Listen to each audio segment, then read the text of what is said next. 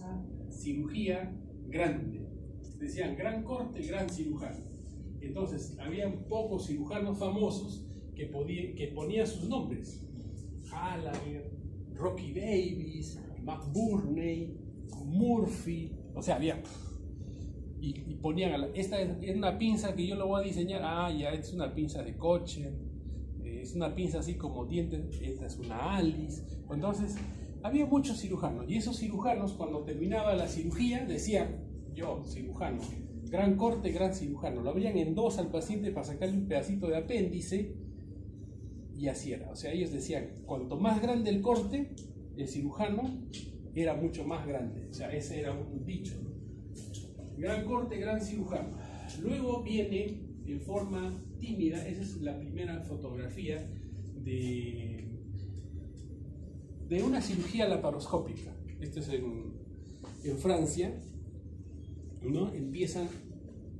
Esto de la laparoscopía ya existía, ¿no? O sea, primero era para diagnóstico, mirar, ver, ya, y luego se empezó a incorporar la cámara. Por eso en Estados Unidos se conoce como cirugía laparoscópica, por el aparatito, por el laparoscopio. Pero en Europa lo conocen como videocirugía. Entonces, cuando ustedes vayan a Europa, en Europa lo van a conocer como videocirugía. ¿Y qué es la videocirugía? Es una cirugía donde ya le incorporan una cámara y se opera a través de unos puertos, unas pinzas, mirando un monitor. Entonces, así empieza la cirugía laparoscópica en el mundo. Cuando empieza la cirugía laparoscópica, ustedes no tienen ni idea de qué es lo que decían, ¿no? En el Perú, la primera cirugía laparoscópica se hace en el año 1991 por Mario de la Cruz, Mario del Castillo y un grupo de Cayetano que hicieron la primera cirugía laparoscópica. Pero ya en el mundo se estaba haciendo desde los años 87, 88. Y en el año 90, o sea, antes de que se haga la primera cirugía laparoscópica, el primer equipo de laparoscopía que llega a toda Latinoamérica llega al Hospital Rebagliati, o sea, a mi hospital. Pero en ese momento estaba un jefe de departamento, Montero, y el jefe de departamento dice, equipo de laparoscopía, ¿qué es esto? No, esto no sirve. ¿Qué hacen con esto? No, operan con unos tubitos, con unos palitos. ¿Qué pasa, chicos?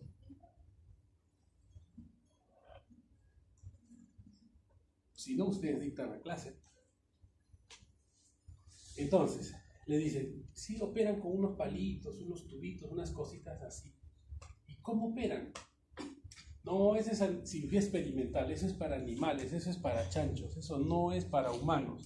Así que llevaron el equipo al rincón del olvido. Ustedes sigan haciendo cirugía abierta. Y siempre pues, hay cirujanos jóvenes ahí que decían, no, yo quiero ir, en mis vacaciones me voy a Chile. No tienes vacaciones. En mis vacaciones me voy a Brasil, porque en Brasil, Chile y en Estados Unidos hacían. No, tampoco te vas. O sea, para Estados Unidos no les alcanzaba, voy a Estados Unidos, así que nadie pedía ir a tan lejos. Entonces, así se fue reprimiendo la cirugía laparoscópica. Y cuando aparece la cirugía laparoscópica, muchos de los cirujanos que bordean los 50, 60 años más o menos actualmente, ellos decían, cirugía laparoscópica, yo corto, todos cortaban. La sensación del corte, hay que cortar, hay que agarrar, hay que tocar, o sea, eso es lo que decían los cirujanos. Se pierden aparatitos, pincitas, no, pues decían, no, eso no es cirugía. Entonces hubo muchísima resistencia en el mundo cuando la cirugía laparoscópica aparece. O sea, no es que ustedes imagínense, apareció la cirugía laparoscópica, qué bonito, ya todos operan, todos contentos, todos felices. No, hubo muchísima resistencia al principio de la cirugía laparoscópica. Por eso es de que los cirujanos, los grandes cirujanos de laparoscopía fueron los más jóvenes. ¿Por qué? Porque así como ustedes están en toda la era digital, en la era de los celulares, por ejemplo, imagínense, 10.000 mensajes puede leer en 2 minutos, creo, de quejas del examen, ¿no? Que el doctor, que el profesor, que no sé qué, que el WhatsApp, que el grupo tal, el grupo... O sea, ya se vuelven locos con eso. Tienen tanta información de que no estudian para el examen, pero cuando van a hacer el reclamo sí me sacaron ya el libro, que la bibliografía.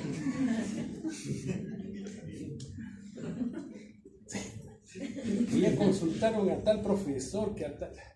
Entonces, imagínense en la era que están viviendo ustedes. Ni qué decirlo de un niño le dan un celular, el niño pues así. Esa es su cuenta bancaria.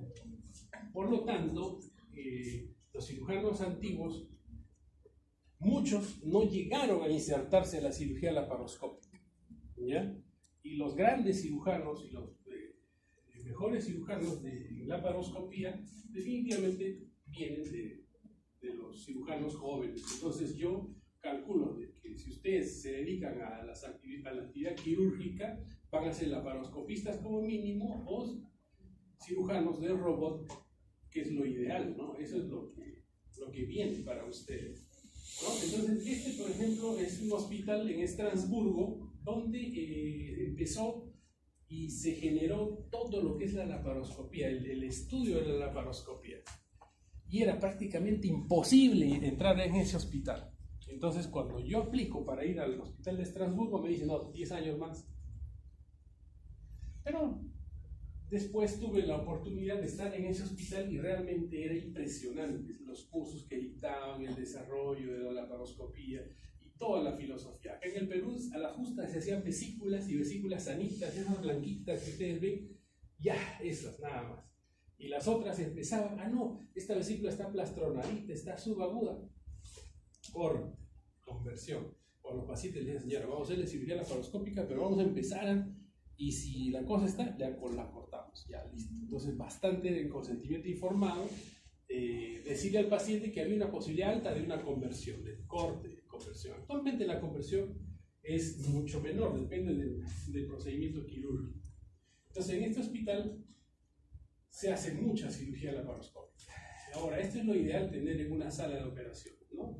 En las salas de operaciones nosotros tenemos que tener equipos que estén todos conectados a un sistema externo de alimentación de datos, tanto de historia clínica del paciente como de imágenes. Entonces hay pocos hospitales que tenemos esta facilidad. Por ejemplo, en el Hospital Rebagliati, en la nueva emergencia, hay un edificio nuevo. Tanto le han criticado que no hay comunicación, que el puente, que no sé qué, la televisión, que se murió la mamá de una congresista porque no pudieron trasladarlo al otro lado, todo. Ustedes entran en la sala de operaciones, todo está digitalizado, incluso tenemos PACs para poder ver exámenes, tomografías, ecografías dentro de sala de operaciones, que no es la octava maravilla, pero es un avance en una sala de operaciones que deberíamos tener la mayor cantidad de información, ¿correcto? Y también ya no estamos empujando la puerta con el codo así para poder entrar, sino simplemente con sensores se abren las puertas y tener todo de esta forma, ¿no? Es lo ideal en nuestras salas de operaciones. Esto es lo que continúa a la cirugía laparoscópica, que es la cirugía robótica, ¿correcto? Entonces, miren la imagen que ustedes vieron hace un momento ustedes ya han visto técnica, todos han terminado ya técnica, el abdomen, los trócares, el neumoperitoneo, las pinzas de la laparoscopía y las pinzas. ¿Quién agarra las pinzas? Ustedes, pues el primer cirujano, el primer ayudante. En el caso del robot, imagínense, está el trócar, pero la pinza tiene un brazo, que es un brazo que va articulado, ¿no? Y conectado a una consola, de tal manera que los brazos ustedes pueden mover, ya no son los brazos del ser humano con su grasper, con su hook, ¿no? Con sus elementos. Entonces estos brazos es como que fuese el brazo del cirujano y su pinza, acá, el brazo y su pinza, pero estos van a una consola, ¿no? Y el cirujano solo opera, solito, empieza a hacer todos los movimientos, ¿no? Entonces, ¿qué se gana en la cirugía robótica? En la cirugía robótica lo que nosotros ganamos primero es visión. en imagen. ¿Ya? Ahora, en lo que es cirugía laparoscópica, videocirugía, es la misma evolución de los televisores. La primera cámara que sale en cirugía laparoscópica es de la marca Storz. Storz es el que va generando el cambio, va marcando las pautas en lo que es tecnología. Paralelo a Storz le sacan otras marcas, pero siempre que es la columna, ¿no? Y va marcando las pautas de los avances, es la marca Storz. Entonces la primera cámara que ellos sacan es una Telecam. Y la Telecam es similar a las cámaras analógicas. Es como esos televisores cuadrados que tenían ustedes. ¿Han llegado a conocer o no? No. Ustedes de LED para arriba. ¿Sí? ¿Conocen las cuadradas? Sí. Esos televisores cuadrados, grandes y todo. Esos televisores tienen esa tecnología. Son televisores analógicos. Pero luego empiezan los televisores con LCD, luego vienen los LED, ¿no? Y ahora vienen y todos los smartwatch, los 4K y todo eso. El mismo avance en esa tecnología cogen las cámaras de laparoscopía, por ejemplo. La que sigue a la Telecam es una TriCam. Y la TriCam ya es digital, 3 chips, pero tiene 720 puntos de resolución de imagen. Luego viene la Image One. La Image One tiene 1080 puntos de resolución de imagen. Luego viene la Image One HD, 1920 puntos de resolución de imagen. Y luego vienen, después de la Image One HD, vienen las SPY. Y las SPY son las equivalentes a las 4K. Y ojo, ellos tampoco se quedaron. Como es videocirugía, empezaron a sacar en 3D. Se ponían unos lentes y empezaban a operar y en 3D. O sea, hay cirugías también en 3D. Incluso al hospital a veces han llevado para tratar de hacer una demostración, vender al hospital y 3D. Yo les digo con honestidad, yo particularmente cuando voy a ver una película en 3D, cierro los ojos y me duermo. Porque si intento ver la película, termino con un dolor de cabeza terrible. No sé si les pasa a ustedes, especialmente a los que usan lentes. ¿Por qué? Porque el juego que tiene la visión de la acomodación y todo para ver el famoso 3D es una locura, ¿ya? Por eso alguna vez a mí me ofrecieron que usen el hospital 3D. Les dije, ¿saben qué? Olvídense de sus 3D. Yo estoy tranquilo con mis 2D. O sea, todas las imágenes de la laparoscopía que ustedes ven es en 2 dimensiones, 2D. Si quieren tener 3 dimensiones se pone lente. Pero con el robot tienen una imagen de 3 dimensiones sin el uso de lente. Entonces, imagínense lo maravilloso. Entran a la cabina del robot, se ponen así y ven las imágenes en 3 dimensiones. Entonces ya ustedes miren la gran facilidad que van a tener de operar, hacer los puntos, la precisión. Y aparte de eso, de repente algunos están nerviosos, su primera vez están temblando ahí en la cirugía y el robot les estabiliza la imagen, el movimiento. Entonces tiene una serie de ventajas de estabilización del movimiento, de visión en 3D, de movimientos de la mano del robot, que es muchísimo mayor que la Grasper. Tiene 1, 2, 3, 4 movimientos la pinza y el robot tiene más o menos 360 movimientos diferentes la manito del robot.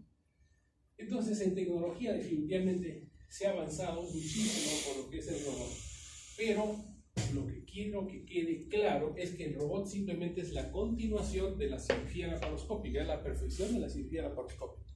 Alguna vez yo pregunté a algunos alumnos, chicos, ¿qué es el robot? Y empezaron cada cosa cuando les dejo abierto el panel a decirme del robot, hasta que me decían que eran unos androides que venían y operaban y todo eso. Entonces, eso no es el robot. Como un día les digo, chicos, hoy es el día de la medicina, ¿no? ¿Por qué es el día de la medicina? Y justo me tocaba clase del día de la medicina. me decían cada cosa, pero no tenían ni idea de quién era Carrión, o sea, cosas así. Estudiante de medicina. Bueno, lo otro que tienen que saber es de que el ser humano, el cirujano, son seres muy, muy inquietos en lo que es tratar de ofrecer algo mejor al paciente. Entonces, en este ínterin, yo creo de que en ofrecer algo mejor al paciente, con el robot vamos a tener todavía para unos buenos años. De repente, si es que progresa esto de la nanocirugía, ¿no? Que ya partículas similares al tamaño de un átomo, a tratar de manipular y meter dentro de una célula para alterarlas y tratar de corregir problemas oncológicos y cosas así, o sea, ya entrar a la nanocirugía que también se está desarrollando, ya, bueno, eso ya puede ser una opción. Tienen que saberlo y tienen que ver que ya se está trabajando en esto. Hace unos años empezó con muchísima fuerza esto de la cirugía por los orificios naturales, el famoso nose,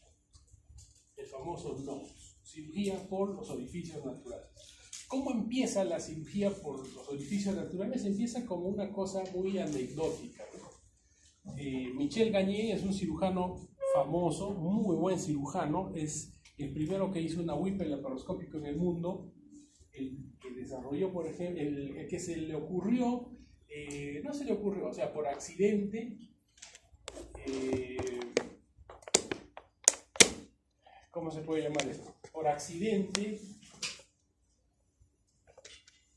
no inventó, pero patentó una técnica que actualmente se utiliza muchísimo en el mundo para bajar de peso, que es la manga gástrica. La manga gástrica viene de una cirugía que es un switch duodenal. En el switch duodenal se hace un tubo del estómago y se hace un cruce a nivel intestinal. Y esto se hacía por cirugía laparoscópica o cirugía abierta. Yo lo hacía por laparoscopía. Pero un día estaba operando a una paciente morena de casi el equivalente a 200 kilos y le había hecho la manga. Y en eso el anestesiólogo dice: doctor, ¿sabe qué? Pare, termine su cirugía, si ya puede terminarla porque la paciente está mal, va a cuidados intensivos. Está muy, muy inestable. Termina, le dice: ya, bueno, ya no avanzo más. Y ahí se quedó con su manguita, se fue a recuperación. La paciente sale de cuidados intensivos, mejora y baja de peso, y el descenso de peso es tan espectacular de que él se pone a pensar y dice: oye, ¿y es necesario hacerle el switch o solamente puede quedar con manga? Entonces los que tienen más de 70 índice de masa corporal, mejor les hago manga nada más. Entonces les hizo manga, y se dio con la sorpresa de que estos pacientes no necesitaban en la parte del cruce intestinal, o sea, el switch duodenal, para que bajen de peso.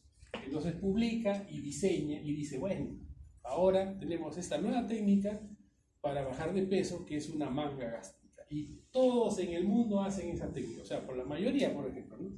La manga y el bypass gástrico para bajar de peso son las técnicas que se hacen más en el mundo. Y la manga es una técnica relativamente sencilla que todo el mundo lo hace y ya está, ¿no? Pero ¿cómo se le ocurre? O sea, en ese momento, en un accidente, ¿no? Este es Michel Gagné. O sea, así nacen muchas cosas en el mundo. Es como, por ejemplo, lo que les decía de la cirugía del nose, ¿no? La cirugía del nose empieza por un accidente. O sea, una actriz, una modelo de raza morena, se acerca a Michel Gagné y le dice: doctor, ¿sabe qué? Quiero que me opere, pero no me corte. Y le dice: oye, ¿cómo te voy a operar y no te voy a cortar?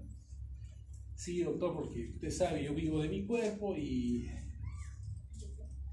un corte, unas incisiones, al final ya le dice. Hay una mini cirugía y ahí también les aplico otro conocimiento más. La mini cirugía es una cirugía con trócares y pinzas más delgaditas, de 2 a 3 milímetros. Se usa en pediatría, en cirugía intraútero o en personas que son delgaditas. En un obeso, en un fisiculturista le ponen la mini cirugía, empieza a ventilar, rompe todas las pinzas. Entonces, en personas muy seleccionadas se puede usar mini cirugía. Entonces, él le ofrece mini cirugía, agujeritos de 3 milímetros para hacer la colecistectomía. Termina la colecistectomía y se da con la sorpresa de que la piedra era casi de 3 centímetros. ¿Por dónde lo saca? Tenía que cortarle el ombligo y todo. Se le acabó la cirugía mini. Entonces lo que él hace, le dice, bueno, que venga el gastroenterólogo. Viene el gastroenterólogo, abre el estómago, mete el endoscopio, agarra la vesícula con toda la piedra de casi 3 centímetros y le saca por la boca. No sé, pero... No. Le sacó toda la vesícula. Entra el endoscopio, el cirujano abre el estómago, entra el endoscopio y con la cita, eso que tienen los gastroenterólogos, agarra la vesícula, la pega al endoscopio y la saca por la boca. Él la comenta, lógicamente al día siguiente lo sacaron del hospital. En Estados Unidos son así bien drásticos. Lo sometieron al comité de ética, se fue a otro hospital, pero como era tan hábil, tan bueno, no le falta hospital, me sacan de acá, me voy allá, no hay problema, se fue. Y él lo comenta en un congreso lo que había hecho. Y al año siguiente no tienen ni idea la cantidad de gente que empezó a hacer esto, ¿no? A querer ya por endoscopio tratar de sacar la vesícula, tratar de... ¿no? Entonces se llamó la cirugía por orificios naturales, nodes. Entonces, ¿qué orificios naturales empezaron a utilizar para tratar de hacer esta cirugía? La vagina, el ombligo, que entre comillas lo consideraban como orificio natural, y la boca.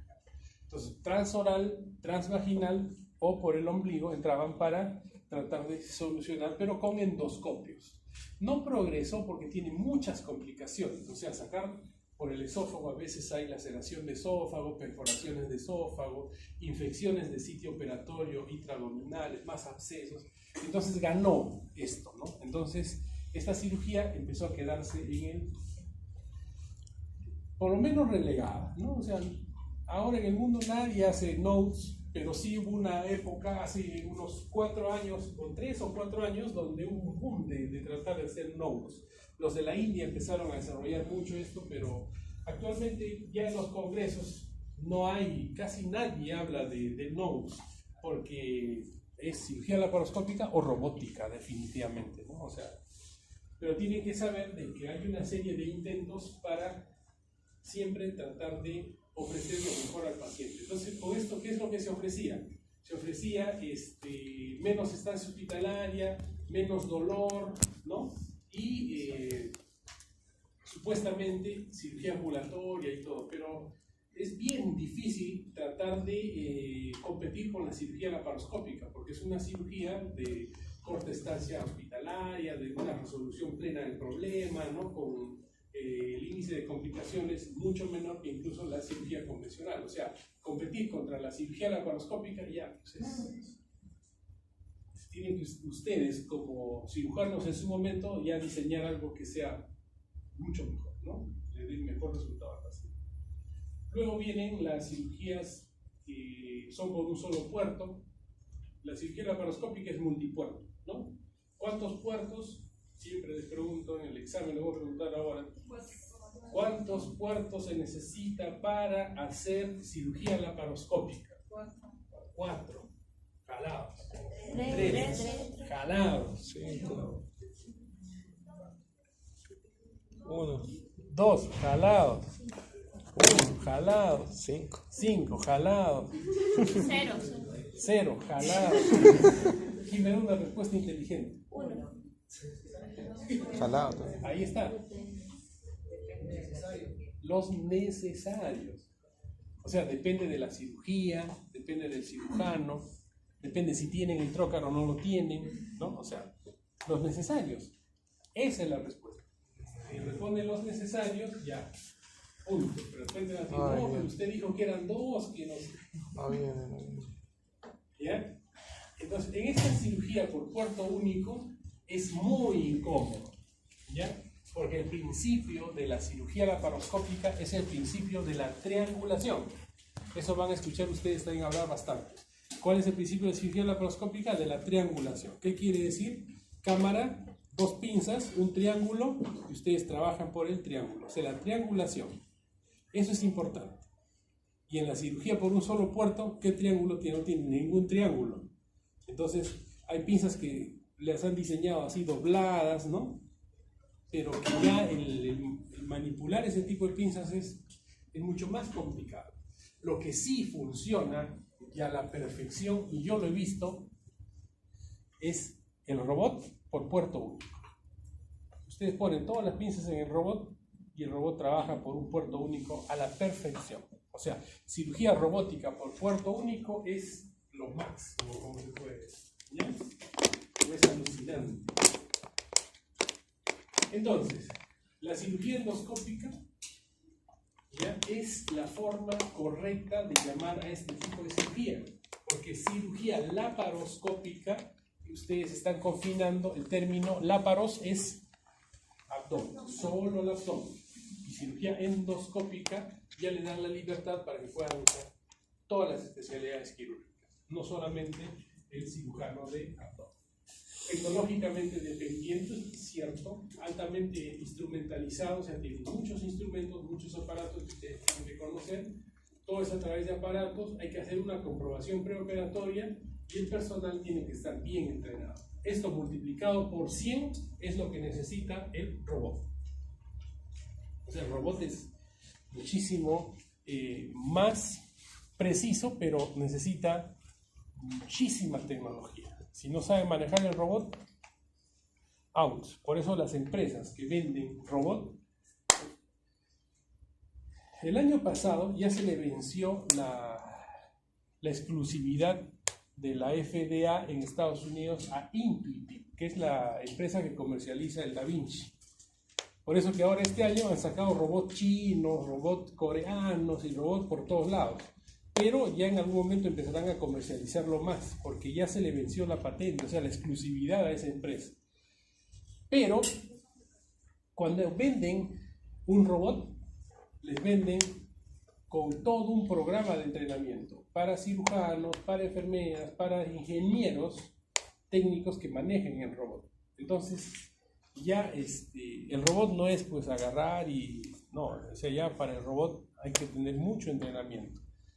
Entonces, si bien es cierto, es una cirugía que suena bonito, es muy romántico, si quieren llamarlo ustedes, pero definitivamente necesita mucho de la tecnología, comparado a la cirugía abierta.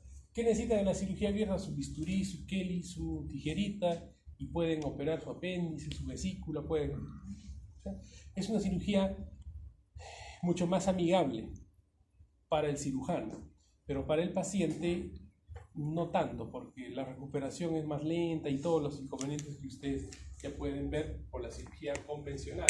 En la cirugía laparoscópica no. El problema es para el cirujano, que tiene que adaptarse, pero para el paciente no. La recuperación para el paciente es mejor. Ahora, ¿qué es lo que ustedes buscan? ¿Beneficio del cirujano o del paciente? Paciente. Siempre van a tratar de buscar un beneficio para el paciente.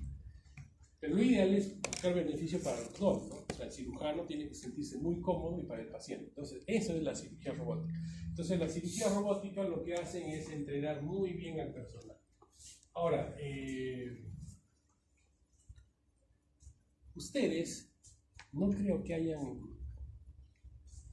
conocido esos sistemas operativos antiguos que cuando salieron las primeras computadoras, el DOS, ¿ya? Manejar una computadora en ese momento debe haber sido, ¿no? Control Alt, F2, no sé qué, y al final para que le salga la F.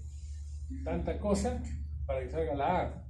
Otro aparataje que tenían que hacer para que salga la C. Entonces era muy complicado. En cambio ahora, ustedes hasta en el celular tienen para hacer todos sus diseños, su PowerPoint y todas esas cosas. Similar es lo del robot, ¿no? O sea, definitivamente, por ejemplo, para que ustedes sean expertos operando una vesícula por laparoscopía, se dice, sin ayuda de lo que son los endotrainers y los simuladores, necesitan alrededor de 100. Para que diga, sí, el doctor es experto chateando, por ejemplo, ahorita. ¿Ya? ¿Ya?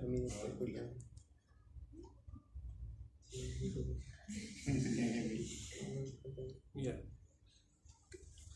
yo digo, eso es lo que más me desagrada a mí. O sea, me mato por tenerlos a todos mirándome y me doy cuenta quién me mira y quién no. Ya, entonces, ¿en qué me queda? El que es la robótica que tenía que tener 100 cirugías hechas. Ya. Para ser experto en cirugía laparoscópica, 100 cirugías laparoscópicas hechas para que le digan, experto en colecistectomía. Ya vienen los endotrainers, los simuladores y todo, bajó a 20, entre 20 y 50. Miren, ustedes hacían con los endotrainers, los simuladores y se lanzaban, la curva bajaba a 20 a 50 cirugías, para que sean expertos. O sea, ya me dejo operar contigo, una cosa así. Con el robot, ¿saben cuántas cirugías se necesita para ser expertos manejando el robot para hacer una colecistectomía laparoscópica? Una cirugía. O sea, operan una y la siguiente, expertos. ¿Qué quiere decir? ¿Que el robot es más fácil o más difícil? Más fácil. Más fácil. Más fácil. Por eso, los cirujanos que despreciaron, que es la palabra correcta, la cirugía robótica, ahora están desesperados en el robot, entretenidos en el robot, porque es su segunda oportunidad de insertarse ese tipo de cirugía. Entonces ya va a llegar el robot y yo estoy completamente seguro que muchos de aquí de mi clase van a manejar un robot. LigaSure, sistema de sello de vaso. ¿Ya? Hay cirugía, la cirugía se hace mucho más sencillo con estos sistemas que sellan vasos, que son los LigaSure. Vasos hasta 7 milímetros, la sellan, la cortan y ya está. Y este es el bisturí armónico, ¿no? Tenemos las suturas automáticas. En mi clase hemos visto parte del uso de las suturas automáticas, el sistema de sello de vasos con el LigaSure y el bisturí armónico, ¿no? Definitivamente en tecnología nosotros tenemos que ir conociendo y avanzando cada vez más. Entonces, la cirugía endoscópica, que es la palabra correcta, puede usarlo en cirujano general, en cirugía endocrinológica también se hace cirugía de suprarrenales, cirugía de tiroides, de paratiroides, por laparoscopía, cirugía pediátrica, cirugía de tórax, los urólogos, los ginecólogos, el cirujano cardiovascular, los puentes cardíacos, ¿no? No solamente venas, los bypasses, todo se puede hacer por cirugía laparoscópica. Ahora, en el abdomen, ¿qué se puede hacer por cirugía laparoscópica? Prácticamente todo lo que se les puede imaginar, con algunas contraindicaciones. ¿Cuáles son las contraindicaciones? Prácticamente que antes eran absolutas y ahora es relativo para el uso de la laparoscopía. Podrían ser 3. 1, riesgo quirúrgico grado 4, donde el neumoperitoneo puede comprometer rápidamente la vida del paciente. ¿Qué quiere decir? Empiezan a hacer el neumoperitoneo, siempre después del neumoperitoneo hay un descenso de la presión arterial. Si el paciente tiene 6,4 de presión y está prácticamente chocado por un shock séptico, hipovolémico, lo que quieran, se muere si no lo operan, ese paciente a veces cuando empiezan a hacer la cirugía laparoscópica es como que dan un empujoncito más, ahí queda. Entonces el anestesiólogo les dice, miren doctor, ¿sabe qué? Yo creo que este paciente no va a aguantar su neumoperitoneo, mejor córtelo nomás, y lo cortan. Entonces cuando está en esa situación, cuando el riesgo quirúrgico es muy alto y hay una contraindicación al neumoperitoneo, definitivamente es una contraindicación relativa. Si el paciente se compensa y puede entrar, ya está. Se solucionó esa contraindicación relativa. 2 es la obstrucción intestinal baja, severa, ¿no? Si tienen el abdomen así lleno de asas intestinales dilatadas, todo, ¿por dónde van a poner su troca? Por un costadito, acomodan, no van a poder. Entonces, cuando hay un proceso obstructivo intestinal severo, donde no hay dónde hacer el neumoperitoneo, porque el principio de la cirugía laparoscópica es el neumoperitoneo, es una contraindicación. también relativa, ¿no? Y la otra contraindicación es el embarazo. Ahora, ya, de esto les voy a poner una pregunta para que ustedes digan, el doctor es buena gente, nos dijo, le hemos grabado, está ahí, doctor, acá está la grabación. ¿Ya? Escúchame, chicos, en el embarazo, ¿cómo se maneja en el embarazo? El consenso mundial, ya, de hace unos 5 o 6 años, es de que en el embarazo es seguro hacer cirugía laparoscópica por debajo de las 20 semanas. Altura de la cicatriz umbilical. Cuando el útero está a la altura de la cicatriz umbilical, o sea, por debajo, 20 semanas, se puede hacer en forma segura una cirugía laparoscópica. Doctor, pero yo escuché, leí el otro día un artículo que han publicado en Japón unas cirugías laparoscópicas de vesícula en pacientes gestantes de 32 semanas. Está bien. Por eso les digo, contraindicación relativa. Pero lo que está normado y lo que está indicado es a partir de hasta las 20 semanas. Entonces, yo les pregunto en el examen, en el embarazo o mujer embarazada de 20 semanas que va a ser sometida a una pedicectomía, ¿cuál es lo ideal? ¿Cirugía laparoscópica? ¿Cirugía convencional? Rocky Davis, McBurney y todo, ya sabe lo que le tienen que responder. ¿Correcto? 20 semanas. Porque eso es lo que está escrito. La bibliografía está acá, doctor, ya acá está. Las otras excepciones, lo que sale no en lo que es bibliografía, en libros, en consensos y todo, sale un artículo que a alguien se le ocurrió hacer, puede llevar a cometer errores. ¿Por qué? Porque yo les voy a decir con muchísima pena de que hace unos años, yo les hablo de mi hospital porque a veces ahí uno se entera de las cosas que pasan y no de los otros hospitales. Un cirujano que decía, ya, yo soy laparoscopista, no sé qué. A ver, esa paciente, ¿la han programado? Sí, tiene 34 semanas, creo que tenía 34 semanas, gestante 34 semanas con apendicitis. El cirujano le había dicho, no, esa es abierta. Corte. ¿Ya? Corte. No, ¿cómo va a ser corte? Yo le hago laparoscópico. Y como era jefe, le cambió, borró la programación, se puso él y pidió laparoscopio. Cuando entra a sala de operaciones, trocan. Primer trocan, ponen la cámara y empiezan a ver partes del bebito.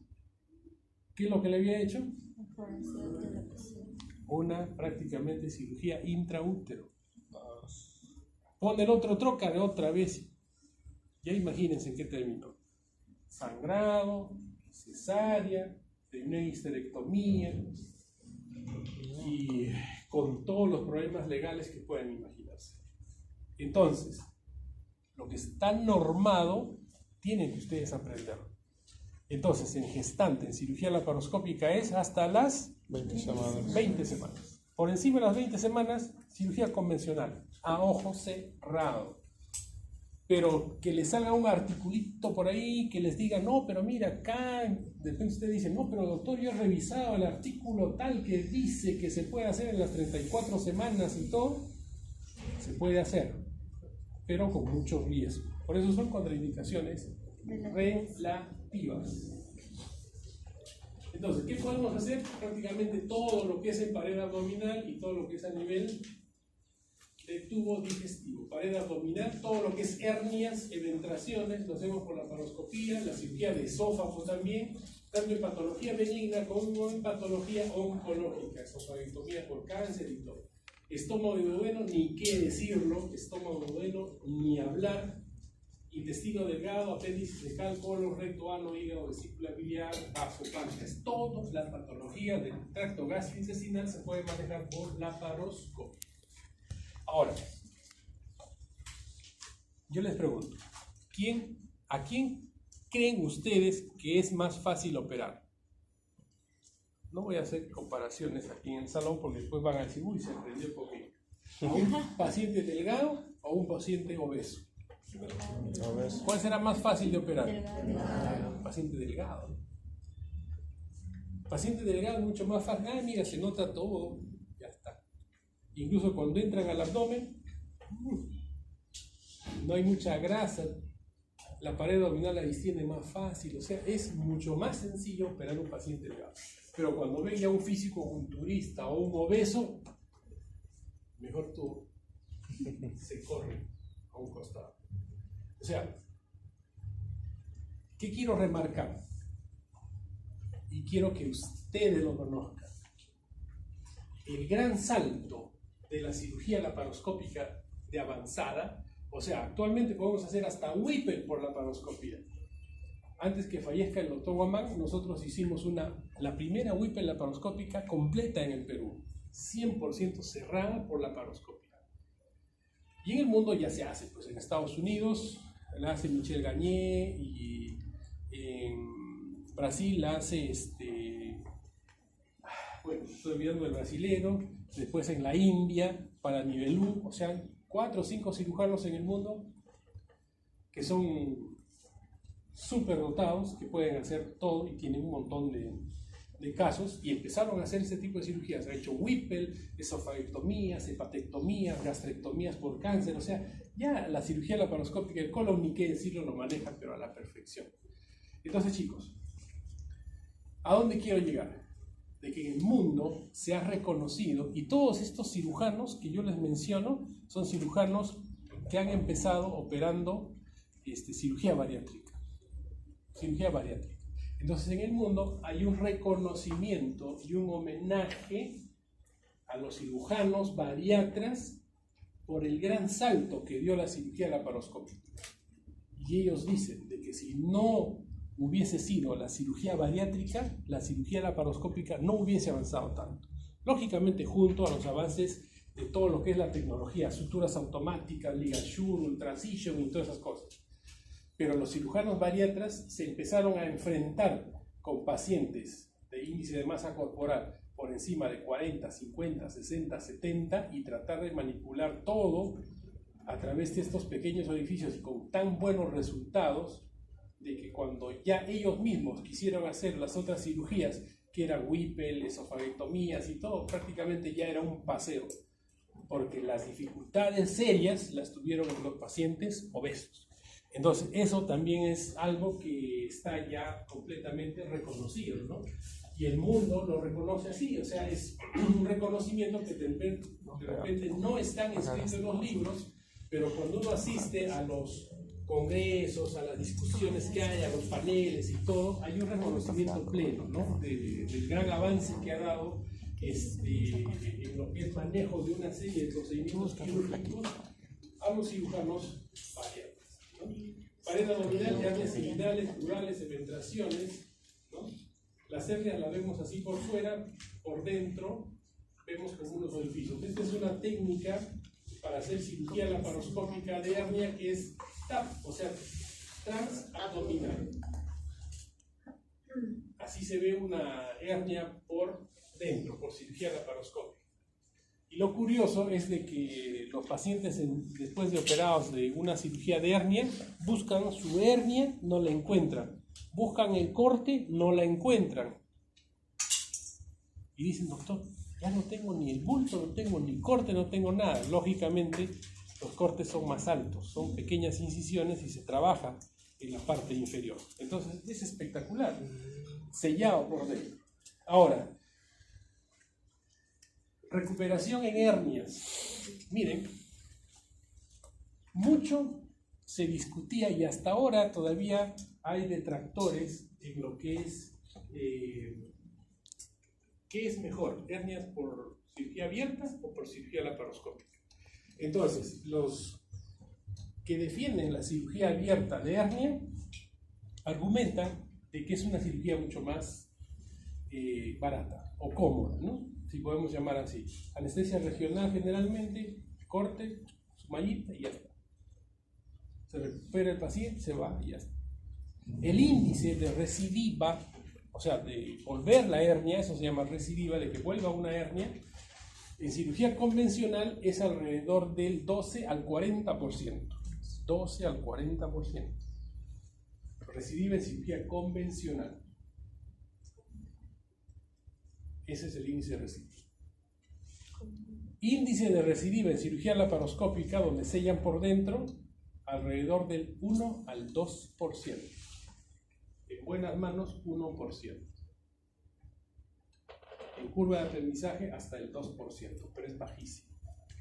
Reincorporación al trabajo en hernia convencional, que le saco los puntos mejor a los 15 días, que se hizo un bulto, que hizo un seroma, a lo mejor vamos a cortar, drenata, está rechazando la malla, que se infectó, que no sé qué, que esto, que el otro, más descanso médico, 15 días, un mes, 2 meses, 3 meses, cárgame este peso, no puedo, estoy operado, no sé, así. ¿Cuánto tiempo el paciente pasa? 6 meses. A los 6 meses se está queriendo reincorporar al trabajo, volvió la hernia. Otra vez. Entonces, esa es la historia de los pacientes con hernia. Y en cirugía laparoscópica no. Lógicamente, si es un paciente ya de edad que no tiene nada que hacer, o relativamente nada que hacer, 15, 20 días de descanso y ya está. Yo he operado a 2 futbolistas de hernia, a los 10 días otra vez jugando fútbol. Altamente competitivos. Entonces imagínense las ventajas que tiene este tipo de cirugía. Y no voy a decir que es futbolista, porque todavía están jugando, así que no están en la selección por si acaso. Uno pasó en algún momento, pero ya no está todavía. Entonces, imagínense, chicos. Nadie está exento de una hernia, ¿no? Y lo mejor es resolverlo por cirugía laparoscópica. Ahora miren, cuando se operan de la hernia, dicen, uy, me operaron de la hernia directa. Le pusieron su mallita en la zona del triángulo de Hasselbach y ya está. Después de 2 meses, uy, salió la hernia en la zona indirecta, orificio inguinal profundo, pero no le dale su conito, pone un Rutkopf ahí, listo, que es otra técnica, ¿no? Volvió la hernia. Después, si es mujer, tiene más predisposición por el anillo crural.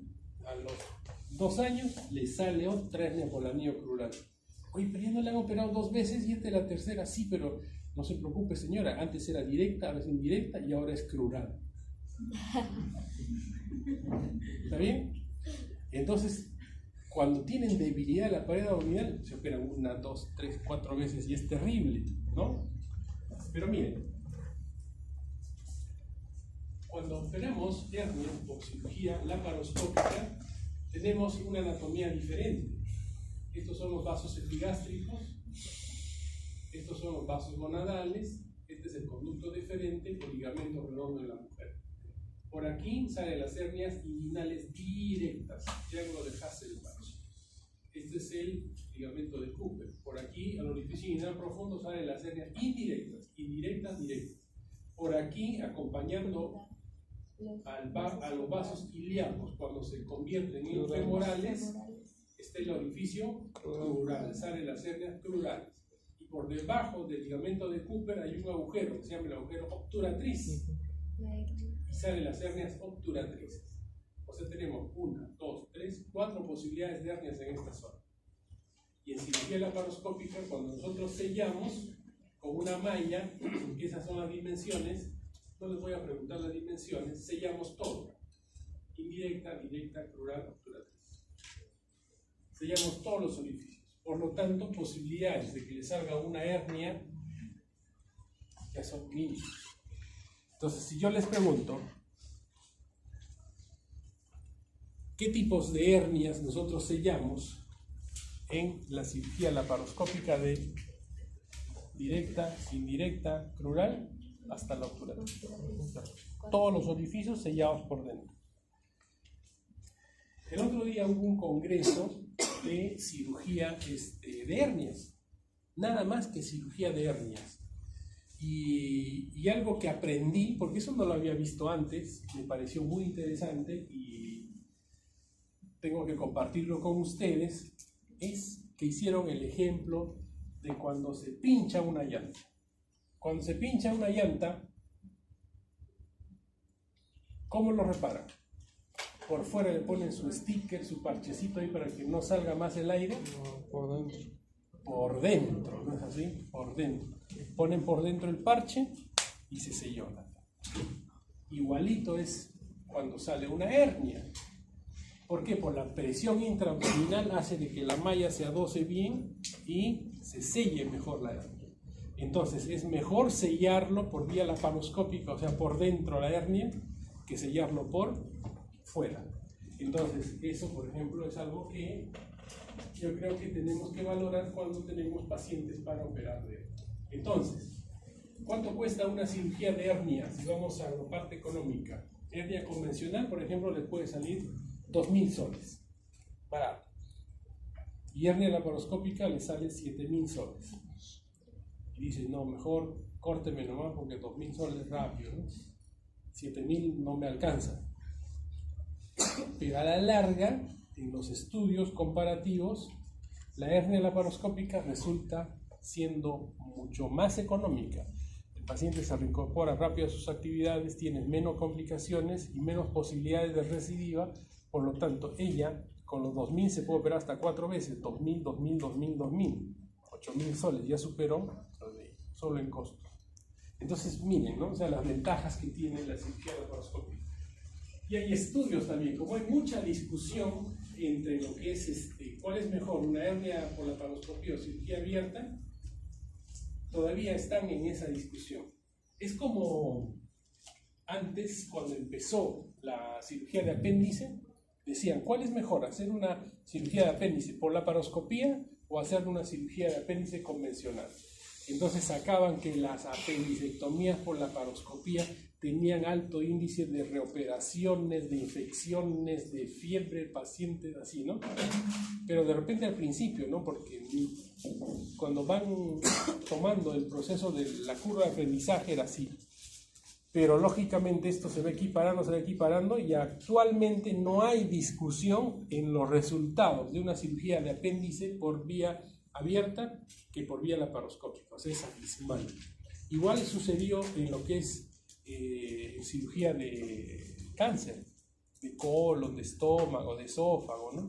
Inicialmente decían, no, abriendo bien, limpiamos bien, vemos bien y todo eso, ¿no? En cirugía abierta. Entonces decían que la cirugía abierta era mejor que la cirugía laparoscópica. Pero actualmente la cirugía laparoscópica ya demostró de que es mejor que la cirugía abierta. Y es más, por ejemplo, los cirujanos hay mucho de lo que dicen, de lo que hacen. Porque hay cirujanos que dicen, bueno, yo le he hecho una gastrectomía total con disección ganglionar B2 y todo eso. Mira, mi respeto a ese cirujano. Y el otro dice, yo lo he visto y no hace nada de lo que dice, ni la mitad de lo que habla, ¿no? Hay mucho eso de los cirujanos. Pero en cirugía laparoscópica no. Si tú lo haces, lo dices y lo muestras, porque todo lo grabas. Entonces, ya, mira, yo he hecho tal. Por ejemplo, cuando ustedes van a remover ganglios por cáncer, cuando hacen cirugía abierta, por ejemplo, en una resección anterior baja, lo ideal es remover entre 15 y 20 ganglios, que es lo estandarizado. En cirugía laparoscópica se puede remover hasta 30, 40 ganglios sin mayores problemas. ¿Qué quiere decir? Que la limpieza ganglionar, la disección es mucho mejor por cirugía laparoscópica, porque tenemos siempre la ayuda del ligature, el ultracillo inalámbrico, el bisturí armónico, que nos ayuda a que las cirugías sean mucho mejores, ¿no? Entonces, son pruebas de que la cirugía laparoscópica definitivamente es el presente, viene el robot y nos va a acompañar por muchos años, ¿no? Estos son otros elementos de fijación que son los tackers. ¿Quién ha visto usar tackers aquí? ¿Cómo son los tackers? Los tackers son como unos espirales, como unas colitas de chancho, ¿no? Unos espirales que ponen, disparan y fijan la malla, se meten así, ¿no? Entonces hacen que la malla no se mueva, se fija. Y hay una variedad, pues estos son de titanio y hay de absorbibles también, ¿no? Extraperitoneal, las famosas cirugías TEC, que usan balones, ¿no? Es similar a la cirugía TAP, pero miren, este es un balón, diseca la parte anterior ¿no? Preperitoneal, por eso se llama extraperitoneal. Y igual se pone el otro trocar, el trocar Hassan, el CO2. Se pone la malla igual. Eventraciones, grandes eventraciones se pueden hacer por la laparoscopía. Y ojo, cuando una pared abdominal está muy trajinada, cuando está muy trajinada una pared abdominal es terrible. Por ejemplo, hace una semana operé una paciente de una eventración abdominal. Era bien gruesita la paciente, pero tenía todas las comorbilidades que se puedan imaginar. Hipertensa, diabética, renal, y a todo lo que se puede imaginar, cardiópata, arritmia. Era una paciente que nadie quería operarla. Tenía 3 cirugías de eventración. A ella le habían hecho una histerectomía, le habían operado de una eventración, le habían puesto malla, volvió la eventración. La volvieron a operar otra vez malla, volvió la eventración. Así, 3 veces operada de eventración. Y todas las veces intentando tapar por fuera. ¿Y cuál es la solución? Taparlo por dentro. Ponerle un sello por dentro.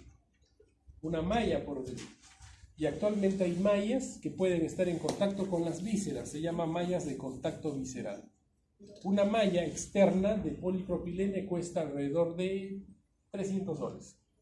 Y una malla de contacto visceral cuesta alrededor de 4.000 a 6.000 soles. Tienen su protección de fibra de colágeno, no sé qué, bueno, puede estar en contacto con las vísceras y no se va a adherir. Entonces, esa malla le pones por dentro, lo fijas con tacker y le solucionas el problema al paciente. Entonces, son cirugías bonitas. Y en algún momento veremos algunas cirugías con ustedes. ¿Ya? Esófago, igual la fundoplicatura en ICE, laparoscópico para el reflujo. ¿Alguien ha visto cirugía de reflujo? Todavía, ¿no? Los que están conmigo en el hospital. Yo creo que este lunes tampoco voy a poder operar. El siguiente debemos hacer un reflujo, porque hay varios pacientes ahí. ¿Ya? Cirugía de fundoplicatura en ICE para hacer, pero ya en el examen les he tomado, ¿no? Ahora lo único que falta es ver la cirugía. ¿Ya? Miren, esto es las hernias, ¿no? Lo que habíamos explicado el otro día en nuestra clase de esófago. Esta es la cirugía de Nissen. Estómago, la cirugía bariátrica, que definitivamente ustedes tienen que recordar y reconocer es de que esta cirugía ha facilitado mucho el avance de la cirugía laparoscópica. Y es un reconocimiento unánime en todo el mundo a los cirujanos bariatras por haber hecho este tipo de cirugías, ¿no? Porque, ojo, antes de que se operen los obesos por laparoscopía, se operaban igual, por cirugía abierta, pero la morbimortalidad era elevadísima. Cuando yo era residente de cirugía, en mi hospital hay un cirujano, Guevara, que todavía está, ¿no? Que operaba a los pacientes gordos. Traía a sus gorditos para operarlos. Uno muerto, uno vivo. Uno muerto, uno vivo. La mortalidad era alrededor del 50%. Y el que estaba vivo estaba con muchos problemas respiratorios, de pared abdominal. No tienen ni idea la odisea que vivían estos pacientes. Hasta que vino la cirugía laparoscópica. Entonces, con la cirugía laparoscópica, estos pacientes se les podía hacer cirugía restrictiva, malasortiva, mixtas, ¿no? Por ejemplo, el bypass gástrico es una cirugía mixta. Estas son derivaciones biliopancreáticas y el switch duodenal, que son malabsortivas, y restrictivas pura es la gastroplastia vertical, la banda gástrica, que fue muy popularizada en el mundo, y la gastrectomía en manga, que actualmente se utiliza. Balón intragástrico, estimuladores. O sea, son una serie de cirugías bariátricas que definitivamente es bueno mencionarlo, porque gracias a esto se avanzó mucho en lo que es cirugía laparoscópica. Son cirugías malabsortivas. Esto es lo que yo les mencioné hace un momento, ¿no? Esta es la imagen de la cirugía que hacía Michel Gagné a los pacientes obesos. Les hacía una manga, o sea, recortaba el estómago, lo reducía el estómago con un tubo y luego les hacía un cruce intestinal. Miren, acá cortaba este nivel, subía el intestino acá y el otro la estomosaba acá. Este era el famoso switch o cruce duodenal. Entonces él se quedó haciendo solo la manga y ya no pudo hacer este cruce intestinal. Y ahí nació la cirugía como única, la manga gástrica, ¿no? La manga gástrica. Lógicamente, estos dos tipos de cirugía, tanto el switch duodenal como la derivación biliopancreática, es las cirugías que lo llevan al otro lado al paciente. Es el paciente obeso que termina caquético con problemas de desnutrición serios, ¿no? Entonces, cuando ustedes vean en la televisión, no, este paciente era gordito, hermoso, bonito y todo, y ahora mírenlo cómo está, denúncielo a su cirujano, que no sé qué, que en la noticia, que la entrevista y todo lo que ven, imagínense rápido, ¿qué cirugía le habrán hecho? Malabsortiva, o un switch o un escopinado. Pero si ustedes ven a un paciente, por ejemplo, ¿les puedo mencionar algunos pacientes de la farándula operados o no? Sí. No es ético. Okay. Hay varios pacientes operados que antes se les veía y ahora se les ve muy bien. Este tiene un bypass o tiene una manga. Ricardo Morán. Ya está. Con muy buenos resultados. ¿Correcto? Mi hermano atendió a Ricardo Morán con enfermera cuando se hizo su banda gástrica. Mixta. Este es el bypass gástrico. Intestino delgado, divertículo de Meckel, se pasa por la laparoscopía, y las apendicectomías, ni qué decir. De cirugía abdominal hay dos cirugías muy frecuentes. ¿Cuáles son? Apendicectomía y colecistectomía. Y colecistectomía. ¿Ya? Las apendicectomías prácticamente todo por la laparoscopía. Un trócaro en el ombligo, fosa ilíaca izquierda, suprapúbico. Siempre que se usa en un paciente que le van a hacer una apendicectomía dentro de su protocolo, sonda vesical para no llevarse con este trocar la vejiga, si no le hacen una talla vesical ahí. Y si es que es una peritonitis, le agregan un trocar más para que puedan lavar mejor la cavidad abdominal. Ahora miren, hay otro dicho de que todavía yo le escuché hablar. Llegaba un paciente y les decían, doctor, córteme para que vea bien. ¿Así?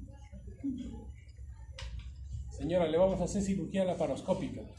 Un doctorcito, el otro día le han hecho cirugía, le han dejado igual, está mal, no lo han cortado. Doctor, usted córteme, abra bien para que vea bien, corte. ¿Cierto o no es cierto? Porque si ustedes tienen que cortar para ver bien, tienen que abrirlo como pollo. Como pollo, dice. Ahí ven bien. Pero con su Hallager, con su McBurney y ojo, a veces hay pacientes, dicen colecistitis, entran apendicitis. Otros pacientes, apendicitis, es una colecistitis. Y ya, cuando yo estaba de residente se hacía mucha cirugía abierta de apéndice. Entraban apéndice sano, que era la vesícula.